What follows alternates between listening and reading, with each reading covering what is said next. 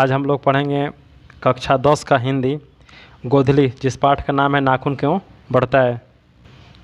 नाखून क्यों बढ़ता है के लेखक हैं हजारी प्रसाद द्विवेदी। ये क्वेश्चन पूछता भी है, नाखून क्यों बढ़ता है का लेखक कौन सा है? हजारी प्रसाद द्विवेदी। उनका जन्म 1907 ईस्वी छपरा बलिया उत्तर प्रदेश में हुआ था।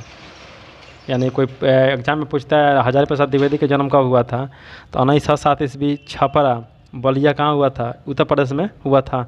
उनकी प्रमुख रचनाएं अशोक के फूल, कल्पलता, विचार और वितर्क, कुटज, आलोक पर्व, आत्मकथा, अनाम दास का पोथा, एक उपन्यास है, ठीक है ना। उसके बाद सुर साहित्य, ये सब क्या है?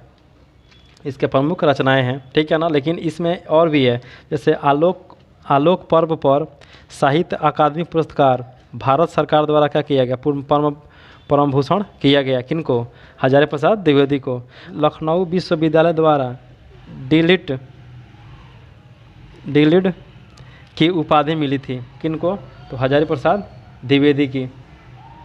सन 1979 में दिल्ली में इनका क्या हुआ? निधन हो गया। किनका? हजारी प्रसाद द्विवेदी का। अब चल रहे हैं इसका हम लोग प्रश्न उत्तर पढ़ने, ठीक है ना, क्वेश्चन। अब हम लोग पढ़ेंगे इसका प्रश्न और उत्तर, ठीक है। यदि हिंदी का पूरा चैप्टर अगर करना चाहते हैं तो हमारे इस चैनल को सब्सक्राइब करें और जैसा हमारे चैनल का करें, शेयर करें, ठीक है। तो ताकि आप लोगों को पूरा मतलब हिंदी का, मैथ का पूरा क्या होगा, चैप्टर क्या हो जाएगा, इसमें मिल जाएगा, ठीक है। तो इसमें पहला क्वेश्चन है, नाखून क्यों बढ़ता है? यह प्रश्न लेखक के आगे कैसे उपस्थित हुआ? ठीक है, तो इसका आंसर हो जाएगा नाखून क्यों बढ़ते हैं। यह प्रश्न लेखक के सामने तब उपस्थित हुआ जब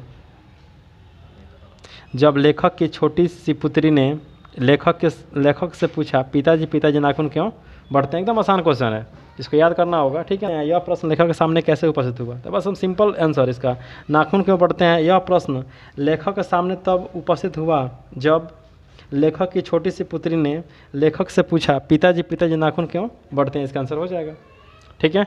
आप कोई पूछता है नाखून क्यों बढ़ते हैं क्या है, तो ललित निबंध है, ललित निबंध है, ठीक है ना। अगर इस चैनल को ज़्यादा से ज़्यादा सब्सक्राइब कीजिएगा, ठीक है। नया से नया क्या होगा, सब्सक्राइब कर लीजिएगा, सबसे पहले नोटिफिकेशन क्या होगा, आप ही के पास आएगा, ठीक है। अगला क्वेश्चन देखिए इसका, 2 नंबर क्वेश्चन है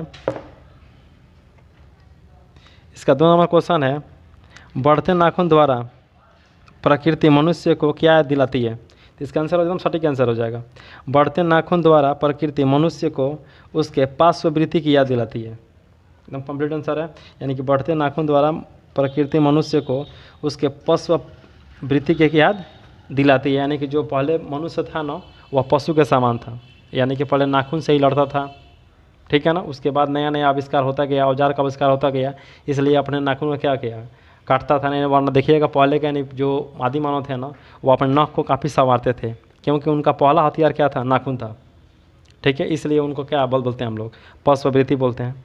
तो इसका आंसर अगर सटीक आंसर बोलना होगा ना, ठीक है ना। तो कोई पूछता है आंसर, अगर क्वेश्चन पूछ रहा है नाखून द्वारा, यह तो इसका आंसर हो जाएगा बढ़ते नाखून प्रकृति मनुष्य को उसके पार्श्ववृत्ति क्या दिलाती है, याद दिलाती है। इसका आंसर हो जाएगा, ठीक है। अगला क्वेश्चन देखिए, 3 नंबर क्वेश्चन। तीसरा क्वेश्चन हो गया, लेखक द्वारा नाखून को अस्त्र के रूप में देखना कहाँ तक क्या है संगत है। तो इसका आंसर हो जाएगा, लेखक द्वारा नाखून को अस्त्र के रूप में देखना काफ़ी हद तक संगत है, क्योंकि अस्त्र से हम अपनी सुरक्षा करते हैं। क्योंकि लाखों वर्ष पहले हम आदि मानव थे, जो इंसान था वो क्या था, आदि मानव था, और अपनी सुरक्षा के लिए नाखूनों का प्रयोग करते थे।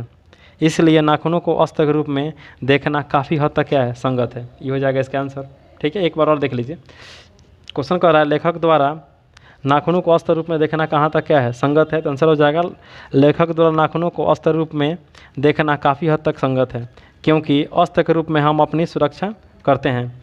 क्योंकि लाखों वर्ष पहले हम आदि मानव थे और अपनी सुरक्षा के लिए नाखून का प्रयोग करते थे, इसलिए नाखूनों को अस्त्र के रूप में देखना काफ़ी हद तक क्या है, संगत ही हो जाएगा। ऐसा क्या आंसर हो जाएगा, ठीक है। अगला 4 नंबर देखिए क्वेश्चन इसका। अगर वीडियो समझ में आए तो लाइक कमेंट, हमारे इस चैनल को क्या करें, ज़्यादा से ज़्यादा सब्सक्राइब करें, ताकि कोई भी नया वीडियो बनने के बाद सबसे पहले नोटिफिकेशन क्या होगा, आप ही के पास जाएगा, ठीक है। अगला 4 नंबर क्वेश्चन देखिए इसका। इसका 4 नंबर क्वेश्चन है, मनुष्य बार बार नाखूनों को क्यों काटता है? एकदम सबसे आसान भाषा में, मनुष्य बार बार नाखूनों को इसलिए काटता है क्योंकि वह अपनी पार्श्ववृत्ति या पुरानी यादों को भुलाना चाहता है। सबसे आसान आंसर हो गया, ठीक है ना। एक बार और देख लीजिए, मनुष्य बार बार नाखूनों को क्यों काटता है, तो इसका आंसर हो जाएगा, मनुष्य बार बार नाखूनों को इसलिए काटता है कि क्योंकि वह अपने पार्श्ववृत्ति या पुरानी यादों को क्या करना चाहता है, भुला देना चाहता है कि हम लोग पहले आदि मानव थे, इसलिए अपने नाखूनों को क्या करता है, बार बार काटता है, ठीक है। अगला देखिए अब 4 number question, sorry 5 number question. अगला देखिए अब 5 नंबर क्वेश्चन। अगला क्वेश्चन है इसका, सुकुमार विनोदों के लिए नाखून को उपयोग में लाना मनुष्य के कैसे शुरू किया?